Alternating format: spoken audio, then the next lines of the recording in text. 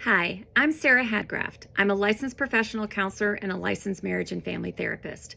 And when I opened my private practice of Sparrow Counseling in 2016, I had a passion to help families transition from romantic partners to co-parents through divorce. I wrote a blog about technology and co-parents. It was actually one of my most popular blogs.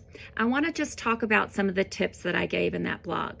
First of all, you should know that there are really good apps out there for co-parents. One of my favorite apps is our Family Wizard. Family Wizard has gotten better and better over the years. There's a place to journal, there's a place to communicate with your co-parent, there's a place to share receipts and pictures, and it's a really good app for co-parents to keep all their communication in one place. There are lots of other apps too. Family Wizard is just one that I really like to work with. The next tip I want to talk about is how to promote and not destroy your co-parent on social media. People are watching, and your kids are watching.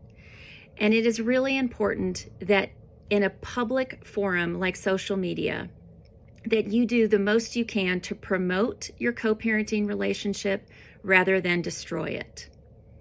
I've seen a lot of damage done on social media through the years working with co-parents.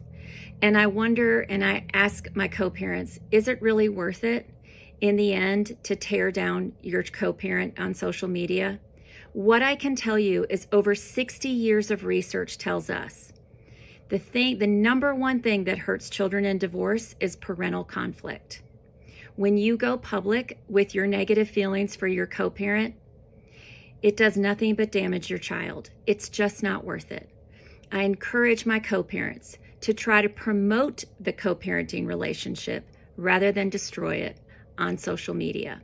One way you can do that is tag your co-parent when there's a picture of your children, and then keep your negative comments to yourself. The next tip is I like to stay away from texting with co-parents rather than my preference is to email. That's because I think that texting can lead to lots of conversations that are really unnecessary. The only time I recommend texting is in emergency situations or when you're saying that you're essentially running late for something.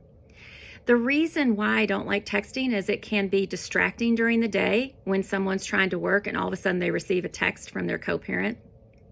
A phone may not be charged. It's easy to respond super quickly in a text, and it's easy to misinterpret texts. Texts are not my favorite ways for co-parents to communicate. However, I have seen co-parents do it really successfully. At the end, I really say, you know your family best, so you have to know the most important thing as a co-parent is to keep conflict between the two co-parents down to a minimum. So what works for you is going to work for your children in terms of your communication. And finally, the last tip is to share photos and things that you're doing with your kids when you have them with your co-parent. Now, sometimes this can go wrong and the co-parent can get frustrated or jealous or misinterpret that. But for kids, when one co-parent shares pictures of what they did with their other co-parent, and they go back to the other co-parent and say, oh my gosh, I saw what you did with your mom and dad. That looks so fun. That helps kids. You know what it tells kids? Mom and dad are talking. Mom and dad are sharing information about me. And kids prefer that rather than trying to have a little island of mom and a little island of dad. So what I really like is for parents to share the things that they're doing with their children, with each other, and to share photos and things like that. Thanks. I'm Sara Hadgraft.